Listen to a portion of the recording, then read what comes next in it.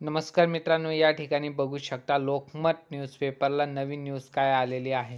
राज्यातील शिक्षक अभियोग्यता चाचणीचा निकाल लवकरच. राज्यातील हजारो डी.एड. बी.एड. उमेदवारांनी शिक्षक भरतीसाठी दिलेल्या अभियोग्यता व बुद्धिमत्ता चाचणी परीक्षेचा निकाल लवकर जाहीर होणार असल्याचे महाराष्ट्र राज्य परीक्षा परिषदेच्या आयुक्तांनी लोकमतला सांगितले आहे.